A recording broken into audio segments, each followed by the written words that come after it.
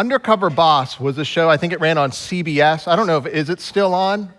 We don't watch a whole lot of TV as it's happening, but Undercover Boss ran on network TV for a long, long time. And for those of you who don't know what it is because you don't watch television or you live under a rock, Undercover Boss was a show where a CEO of some major company that you would have heard of, things like Waste Management, which is a massive garbage disposal and waste collection company. Like, they go undercover, they step out of their like executive boardrooms and their corner offices, and they take on the role of what looks like the everyday worker in their company, an entry-level position typically, or somebody collecting garbage, as is the case was Undercover Boss. And the purpose of the show is several-fold. One is it kind of gives the CEO an inside look as to what morale looks like in his company and how he can make things better for his employees.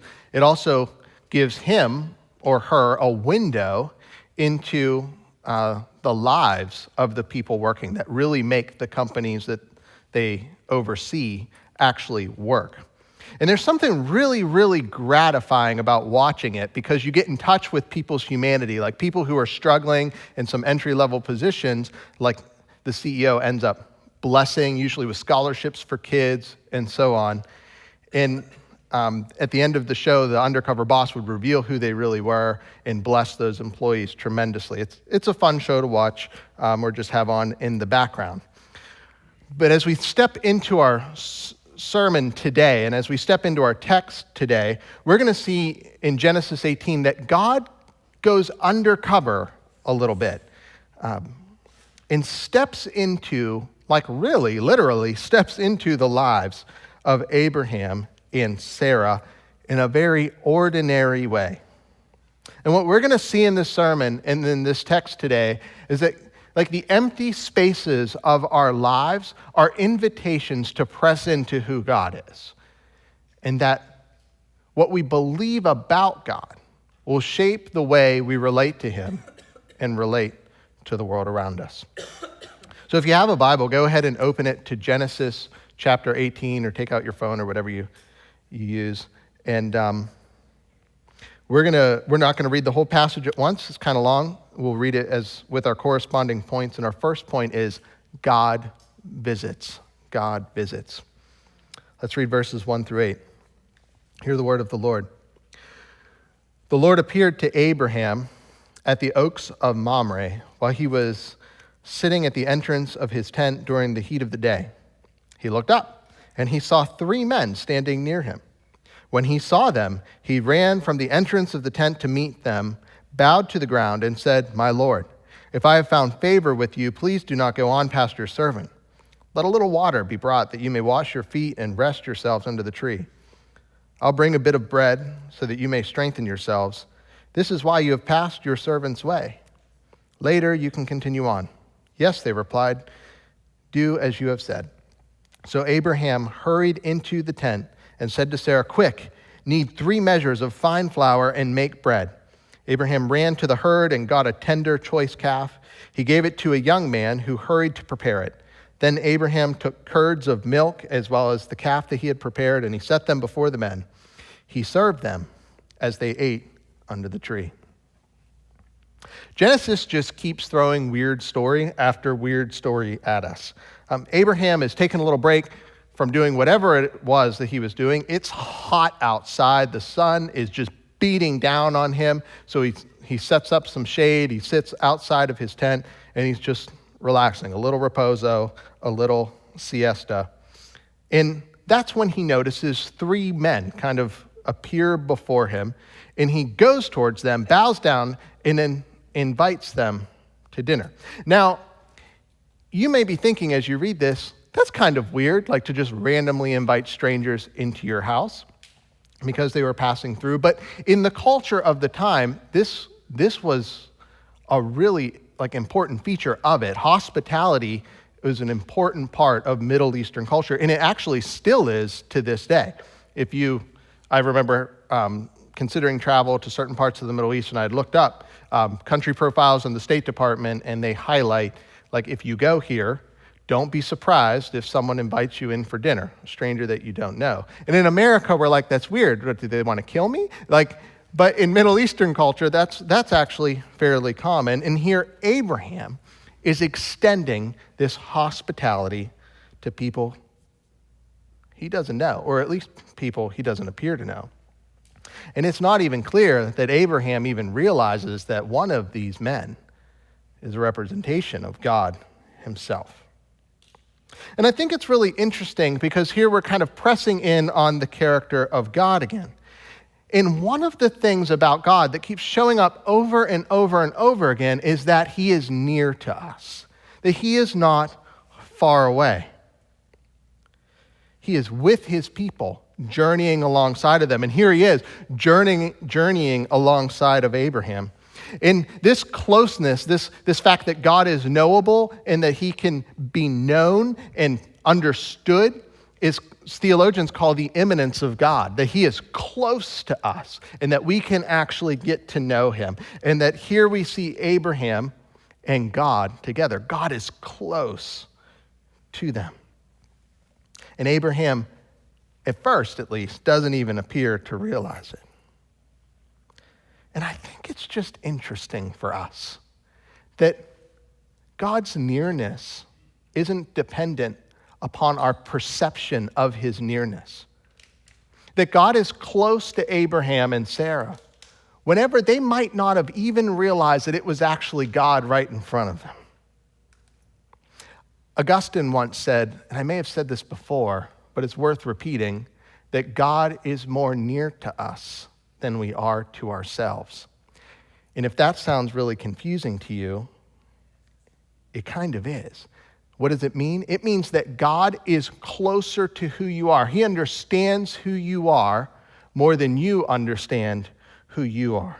He is more in touch with you at the core of who you are than you even understand. Like, I don't understand why I think certain things, feel certain things, like react certain ways, but God knows all of them. He is more near to us, and he is God. And no matter our perception of his closeness, whether we feel like he's far or if we feel him really, really close, he is near to his people. And Abraham and Sarah, in the middle of this, are being treated by the presence of God. He is near, so near that he shows up for lunch. So Abraham goes to Sarah, says, Sarah, we got company. I need you to whip up some food. But look at his instructions. He told the men when they got here, can I just fix you some bread and give you some water? And they're like, sure, let's do that. And then Abraham goes to Sarah and says in verse 6, quick, knead 3 measures of fine flour and make bread. Then Abraham ran to the herd and got a tender choice calf, gave it to the young man who hurried to prepare it. And then Abraham took curds of milk as well as the calf that he had prepared and set them before the men. What happened to like simple bread? And if you wonder if Sarah overheard, she's like, you offered them bread and now we're throwing them a feast. Abraham throws a banquet for the people who are visiting him. And one of those visitors is God himself, and God eats with Abraham. You see, what you believe about God shapes how you relate to God. Do you believe that God is close to you? Like right now. Not theoretically, like God could be close to you, but that his presence is with you, if you are trusting in Christ, is with you right now. That he is not far away. Or if you kind of bought into the lie that God exists, and you might not ever say this, but that God exists and he is far off, he kind of just arms crossed, watching the world go around. That's deism. That's not biblical Christianity. God is close to you. And in spite of whatever happened with Abraham and Sarah and their messed up lives, God would be close to him. He sees us in our wandering, and he's near to us in silence and pain in the mundane parts of life. God shows up for lunch.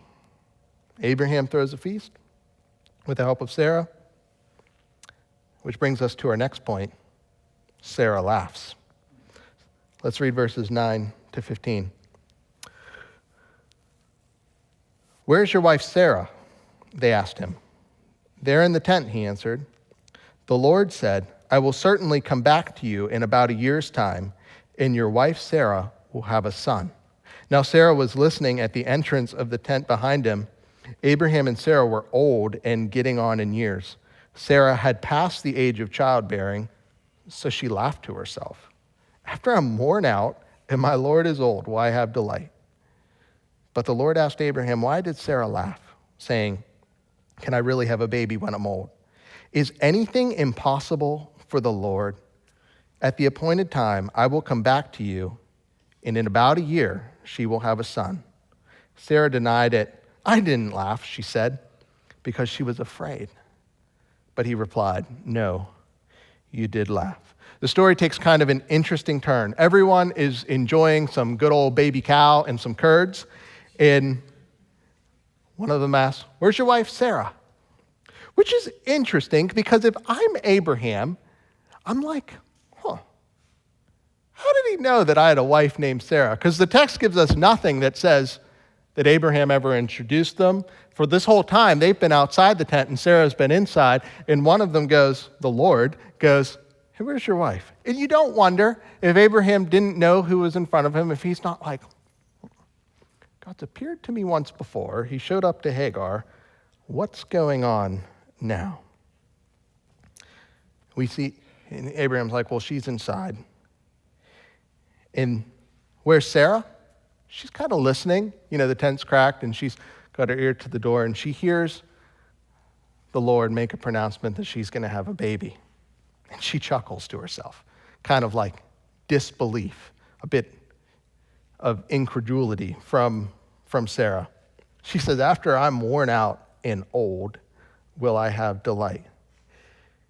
Can you feel Sarah's heart a little bit in all of this? Like, it's easy to come down on her, I feel like, in some of these stories, but I think we're invited to see things from her perspective. She has not had an experience with God. Picked up, moved, like taken somewhere. Her husband's like, "Hey, you're going to have a baby. Our descendants are going to be as numerous as the stars in the sky." And she's like, "Well, here's my slave girl. Maybe that's the way." That doesn't work out. Slave girl gets an appearance from God. And now years have passed again. Like we're talking over 20 years have passed, and she is still just like, "Really? This is going to happen?" She laughs, scoffs a little bit. And we've all heard promises that we didn't think were going to come true, right? Like every election cycle, like politicians on both sides of the aisle make some grandiose promise, and you're like, "Yeah, sure, yep, tell me more. We'll believe it when I see it." And I think Sarah is feeling this a bit. So she scoffs. But God sees Sarah. We learned last week that God sees Hagar, and now God sees Sarah. She sees her pain. She sees the fact that she's old and that there's this promise and it seems impossible. But the Lord responds, "Why did Sarah laugh?" saying, "Can I really have a baby when I'm old?" And then he says this, "Is anything impossible for the Lord?" God sees Sarah.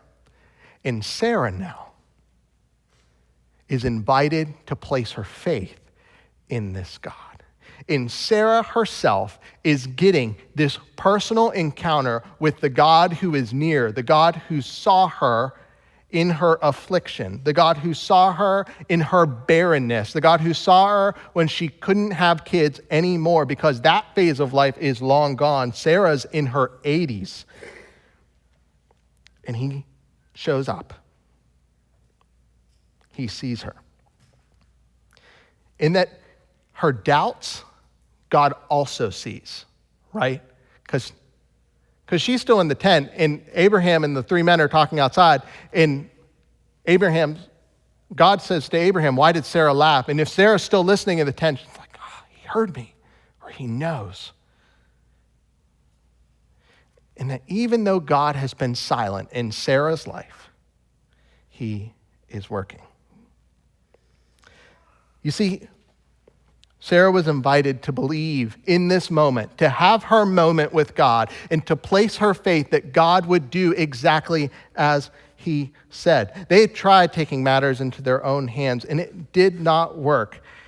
In this whole unlikely story of a childless, 90-some-year-old man having kids as numerous as the star in the sky, in this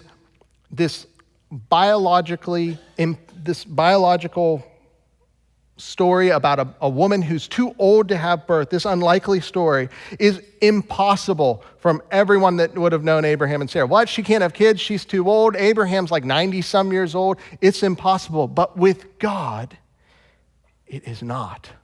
It is not impossible. And that's one of the big statements of our text this morning. And what we believe about God shapes the way we relate to him. And if we believe that nothing is too impossible for him, we can have faith that he'll follow through on what he says. And now God is asking Abraham and Sarah, is anything too impossible for me? And the question that he sets before Abraham and Sarah is, I think, the question he sets before us. Is anything too impossible for him? Because this is the God you and I are invited to believe. What if we believed we had a God who could do impossible things? What are the things in your life that if someone came to you and said, you know, God could work this change in your life. Like you could get victory over this sin. What area of your life, if someone came to you and said that this could happen, that you'd scoff and be like, I've been dealing with that for years. Or what if someone said, you know, I know that there's a person in your life that's really difficult for you, but I know that God can change their hearts. Would we scoff and be like, I don't know. Or your marriage, I know it feels like it's in the dumps and it is hard to get out of whatever pit you find yourself in. And it seems impossible, and that like even suggesting that it could change feels like it never would. But what if we, church, believe that we have a God who does impossible things? Because that is the God of the Bible, the God who does what is impossible. And he does that and is pronouncing that he will do that in the story of Abraham and Sarah. And listen, I'm not saying that we embrace some sort of like prosperity theology that says if we just believe enough that God will make our lives easy and pain-free and that everything will go away. I'm just saying that if God says that he can do impossible things, we should probably believe that God can do impossible things, because that's the God of the Bible. Because we have a God who literally, Jesus was dead, like no pulse, like no heartbeat, no lungs, like deflated, body starting to decompose, but those lungs filled with air again, and a tomb was empty. That's our God. And that's the God we're invited to trust in spite of our circumstances. And God was inviting Abraham and Sarah to trust him too. He's a God that can do impossible things. And we're invited to approach him that way. Because you see, what you think about God, the way you think about God will shape the way you relate to him. God sees Sarah. And there's something else that I can't help but be fascinated by in this text. And it's not the main point of the text by any means, but I think it's worth saying. God shows up to Abraham. And Abraham's sitting outside, wife's inside, and by all external appearances, Abraham has it going on. He's got little Ishmael running around playing. And then like Abraham brings out this ridiculous feast of food, the spread. It's like the best charcuterie you've ever seen with cheese curds, which doesn't sound great, but it is, all on a plate. And it's like, here, all the external appearances look really, really good. But God sees behind it. And I cannot be comforted by that. That in the middle of Abraham and Sarah's just kind of doing what they were supposed to do, opening up their home, showing hospitality, God saw past all that and saw their deepest level of need. God sees past the fronts we put on. God sees past our religious expressions, our doing good, our faithfulness when it's hard. And I can't help but be encouraged by Abraham and Sarah that in their waiting, and they're just going about what they should be doing, that God shows up. How you think about God shapes the way you relate to him. He is more big and more gracious than we could imagine. Sarah denies her laughter. She's afraid. But God corrects her. No, you did laugh. And that might seem like a harsh correction, but what God was doing is he was restoring her. God visits, Sarah laughs. Then finally, Abraham intercedes. We'll read from verse 16 to the end of the passage now. The men got up from there and looked out over Sodom, and Abraham was walking with them to see them off. Then the Lord said, should I hide what I am about to do from Abraham? Abraham is to become a great and powerful nation, and all the nations of the earth will be blessed through him. For I have chosen him so that he will command his children and his house after him to keep the way of the Lord by doing what is right and just. This is how the Lord will fulfill to Abraham what he promised him. Then the Lord said, the outcry against Sodom and Gomorrah is immense, and their sin is extremely serious. I will go down to see if what they have done justifies the cry that has come up to me. If not, I will find out. The men turned from there and went towards Sodom, while Abraham remained standing before the Lord. Abraham stepped forward and said, will you really sweep away the righteous with the wicked? What if there are 50 righteous people in the city? Will you really sweep it away instead of sparing the place for the sake of the 50 righteous people who are in it? You could not possibly do such a thing, to kill the righteous with the wicked, treating the righteous and the wicked alike. You could not possibly do that. Won't the judge of the whole earth do what is just? The Lord said, if I find 50 righteous people in the city of Sodom, I will spare the whole place for their sake. And Abraham answered, since I have ventured to speak to my Lord, even though I am dust and ashes, suppose the 50 righteous lack 5. Will you destroy the whole city for lack of 5? He replied, I will not destroy it if I find 45 there. Then he spoke to him again, suppose 40 are found there. He answered, I will not do it on account of 40. Then he said, let my Lord be not angry, and I will speak further. Suppose 30 are found there. He answered, I will not do it if I find 30 there. Then he said, since I have ventured to speak to my Lord, suppose 20 are found there. He replied, I will not destroy it on account of 20. Then he said, let my Lord be not angry, and I will speak one more time. Suppose 10 are found there. He answered, I will not destroy it on account of 10. When the Lord had finished speaking with Abraham, he departed, and Abraham returned to his place. Takes an interesting turn, the passage. It feels like a hard right-hand turn, and we just kind of go in a completely different direction.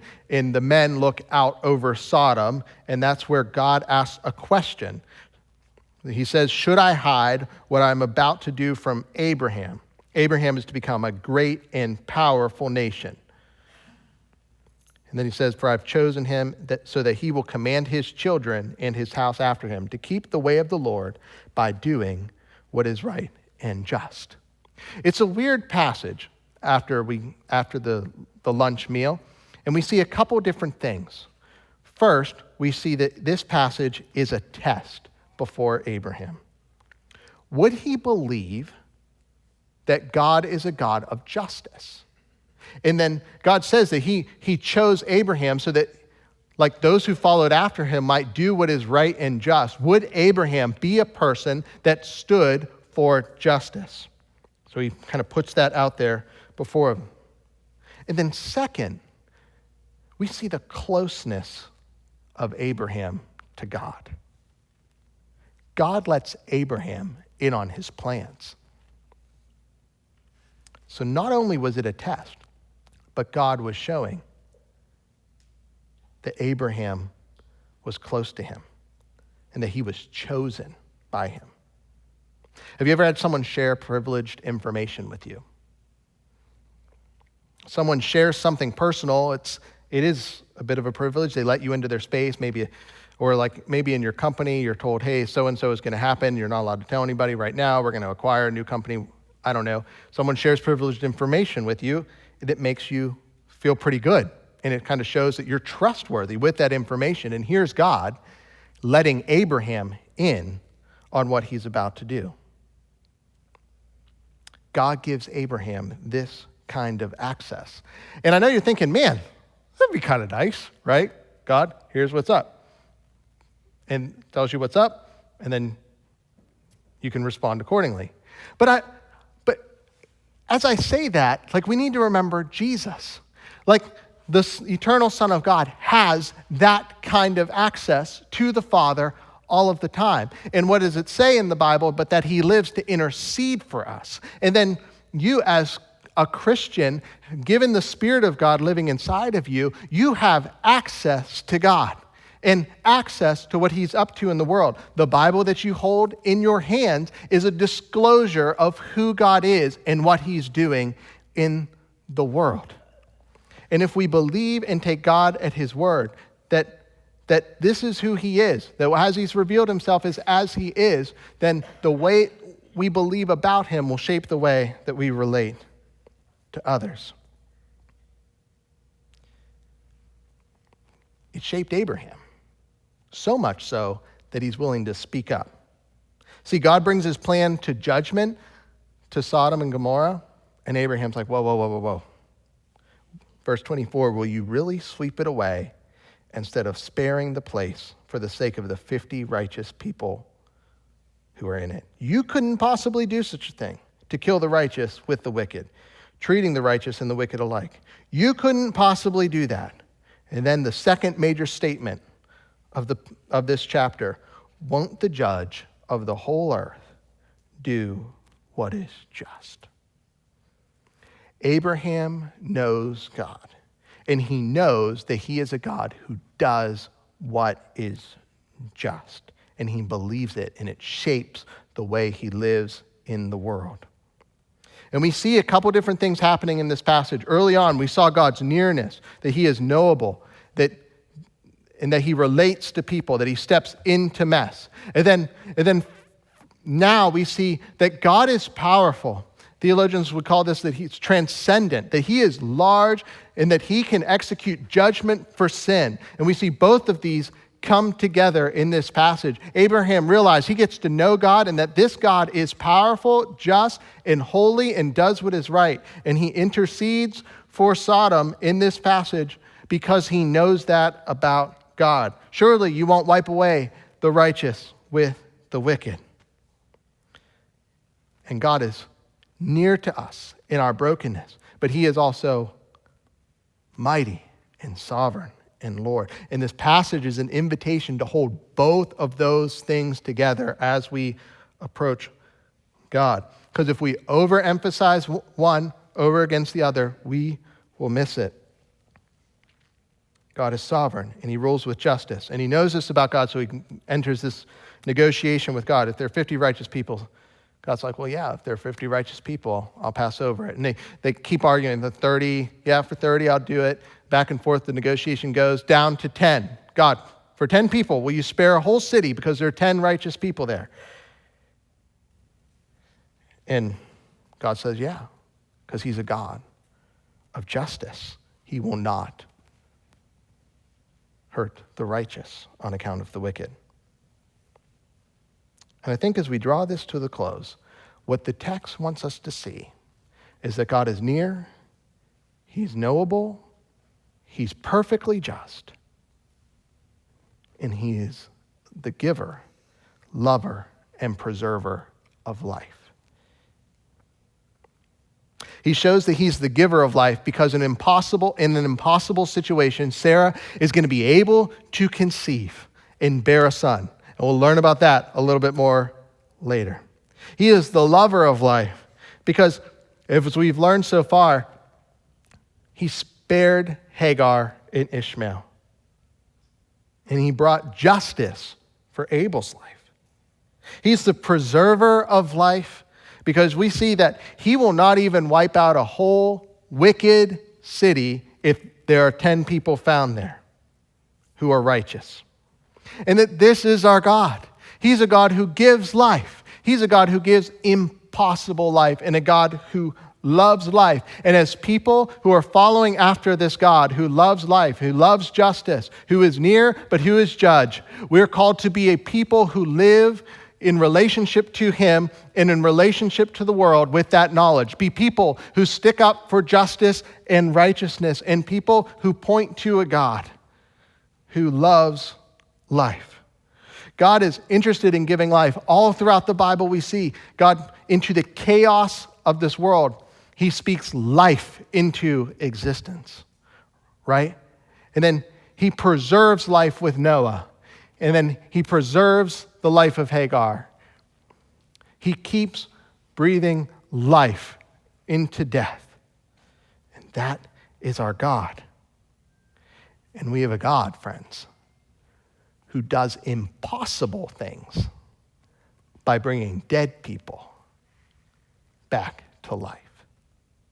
If you want a proof case, if you want a case for God doing impossible things still, you need not look past your own heart. Because what does the Bible say about us? It says that when we were dead in our trespasses and sins, he made us alive together with him in Christ Jesus. It wasn't something you could do on your own. It wasn't something someone else could talk you into.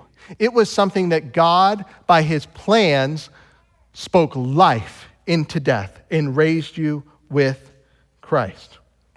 Friends, we live in a world where people need to hear the good news of the gospel, and it sometimes seems impossible that anyone would respond in faith, but we have been told that we have a God who does impossible things and gives new life to dead people. And we're called to be people who interact and engage with the world, knowing that God is just, that God judges sin, and we're called to speak life into dark places and trust that God will give life to death. That is the good news of the gospel, that we have a God who loves to do this. And what you believe about him, if you believe that he's near, if you believe that he sees sin, if you believe that he's just, will shape the way you interact with your classmates. It'll shape the way you interact with your neighbors and your friends. We have a God who does impossible things so that we could know him.